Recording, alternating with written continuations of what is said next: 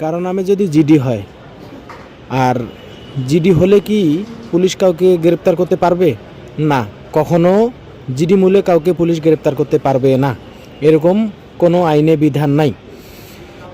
অনেকে ভাবে যে আমার নামে জিডি হয়েছে, পুলিশ মনে হয় আমাকে নিয়ে যাবে, অনেক ভয়ে থাকে, পালিয়ে থাকে। এই ধরনের যদি কেউ ভাবিয়ে থাকেন, এটা ভুল ধারণা। জিডি মূলে আপনাকে পুলিশ তখনই গ্রেপ্তার করবে যখন আপনার নামে যে জিডি যে থানায় করবে, ওই জিডির কপি কোর্টে পাঠানো হবে। কোর্টে পাঠানোর পর আপিল করা হবে যে এই ব্যক্তির নামে জিডি করা হয়েছে। এখান থেকে কোর্টের অনুমতি নিয়ে কোর্ট যদি মনে করে যে আপনার নামে জিডি করা হয়েছে, আপনার নামে যদি কোর্ট থেকে যদি ওয়ারেন্ট জারি করে, ওয়ারেন্ট ইস্যু করে, সেক্ষেত্রে কিন্তু কোর্টের অনুমতি নিয়ে আপনাকে পুলিশ গ্রেপ্তার করতে পারে।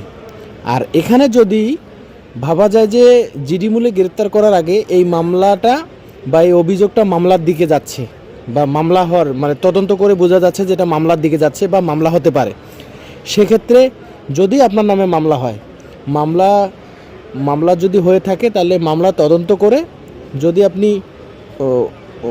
দোষী সাব্যস্ত হন, সেক্ষেত্রে তখন আপনাকে ওই ওয়ারেন্টের ভিত্তিতে আপনাকে গ্রেপ্তার করা হবে। শুধু এটাই ঠিক যে শুধু জিডি হলে কেউ কাউকে গ্রেপ্তার করতে পারে না। তাই এটা যদি কারো ভালো লাগে, অবশ্যই বিষয়টা মাথায় রাখবেন এবং বিষয়টি শেয়ার করে দিবেন, অন্যকে দেখার সুযোগ করে দিবেন। ভালো থাকবেন। আসসালামু আলাইকুম।